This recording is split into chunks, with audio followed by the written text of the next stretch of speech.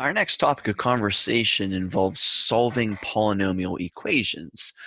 So far, in terms of what you've dealt with in Algebra 1, uh, is linear equations. And linear equations, they have one or two variables. When you graph them, they make a line. When you're thinking of linear equations, you should be thinking of stuff that's y equals mx plus b. And maybe you have to take your linear equation and rearrange it to get it to look like this. And the other key idea here is that with linear equations, you have no variable with an exponent greater than 1. So you never see any x squareds or y cubes or anything like that. The largest exponent that you see is always going to be a 1. And because of that, we've basically developed a great system for solving linear equations. And the idea is that we just work through all of these using our order of operations in reverse. We undo the operations that are happening to the variable in reverse order of PEMDAS, and you'll be able to solve any linear equation you run into. But now that we're moving on to polynomial equations, the big difference is that now you're going to see some x squareds, or eventually, you'll see x cubes and that kind of thing. So, maybe your equation, your old equation when it was linear, might have been something along the lines of, let me just make something up here. Let's do 9x plus 4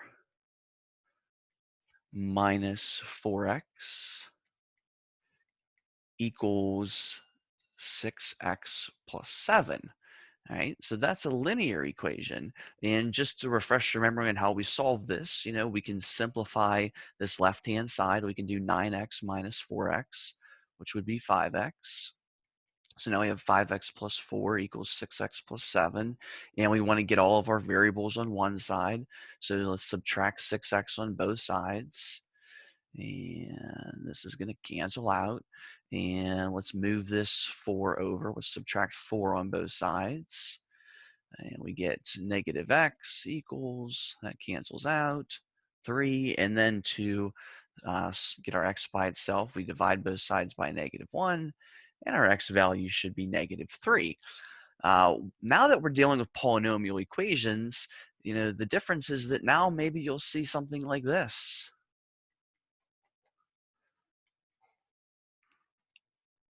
And our process that we used with linear equations with going through PEMDAS in reverse isn't always going to work. So because of that, we basically need a new process that we can follow, or some new ideas here. And one of the key ideas I'm going to introduce you to in this video involves this idea of, it's the zero product property.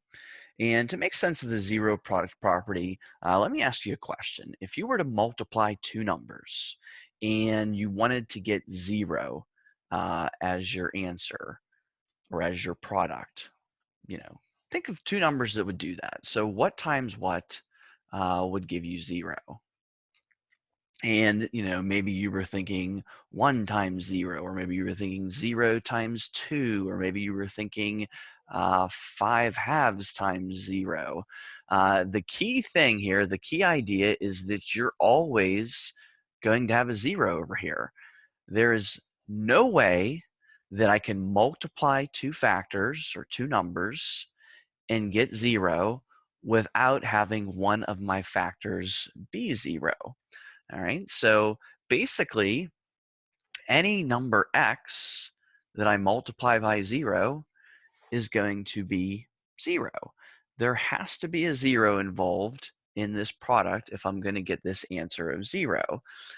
So in terms of variables, if you have, let's say, x times 3 equals 0, you know that the only way that this is going to work is if this x value is 0.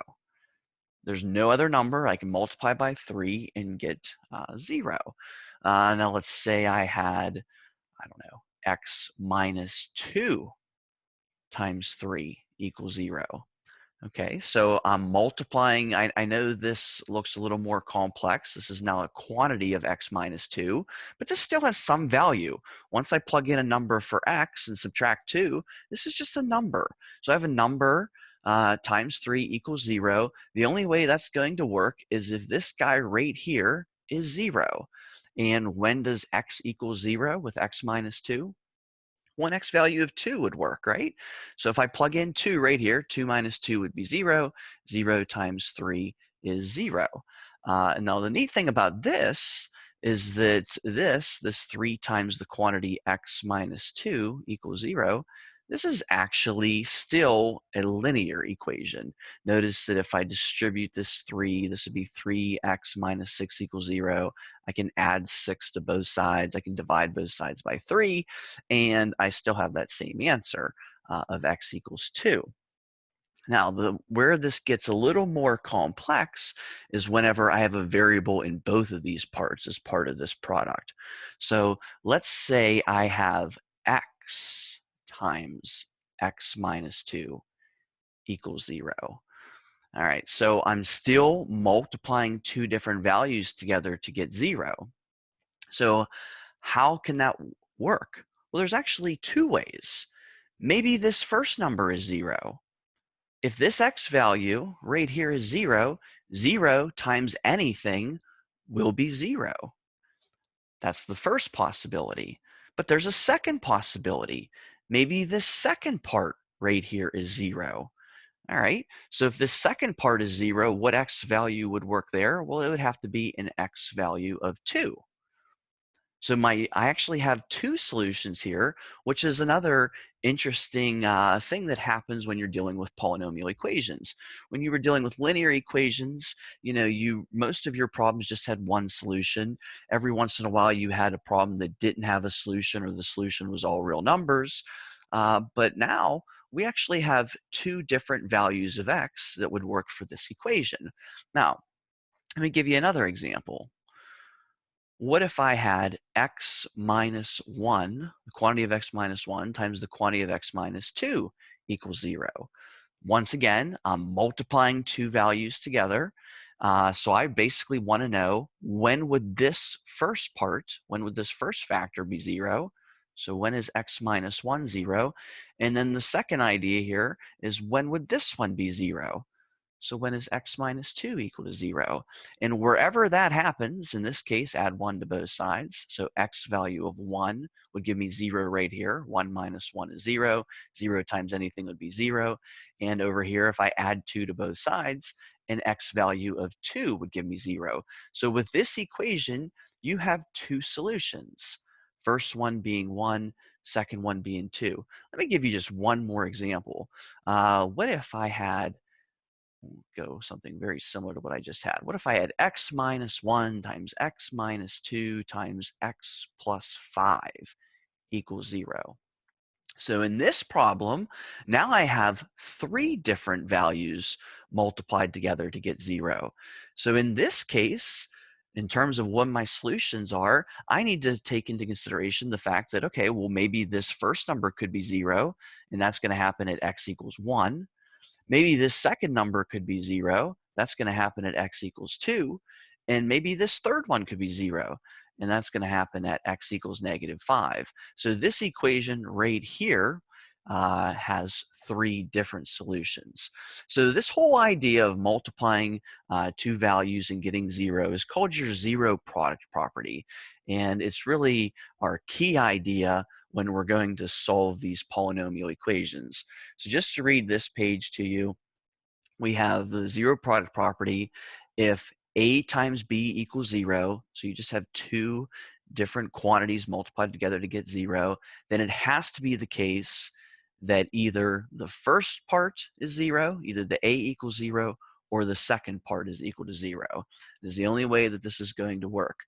This property is used to solve equations where one side is 0 and the other side is a product of polynomials. So here's another big idea, is that one side has to be 0. So you might run into an equation where maybe you have a number on the other side of the equation where it's not 0. Well, if that happens, you're just going to want to basically move that over to the other side. So for example, if I had, say I had x times x plus 4 equals 5. So your first step, if this were your problem, would be to basically subtract this 5. So you would want to rewrite this as x times the quantity x plus 4 minus 5 equals 0. So very important that you get one side equal to 0. All right. So the zero product property is used to solve an equation when one side is 0 and the other side is a product of polynomial factors. So notice that you have to have a product of polynomial factors. That's another idea that's going to come up in these problems, is that sometimes you're not going to have a product, and that's where you're going to have to factor and rewrite one of those sides so that it is a product. So like in that example I just went over right here, I'm not quite ready to solve this just yet. I need to rewrite this so that it's something times something, and we'll talk about how that works out in some upcoming examples. The solutions of such an equation are called roots. So whenever I have my solutions, I call them roots. So just to do one more quick example here, if I had the quantity of x minus 4 times the quantity of x plus 2 equals 0, I know that either this piece is 0 or this piece is 0. And when I solve these little mini equations, I get x equals 4. I get x equals negative 2 over here. So I have two solutions that would work for this equation. Either my x value could be 4 or my x value could be negative 2.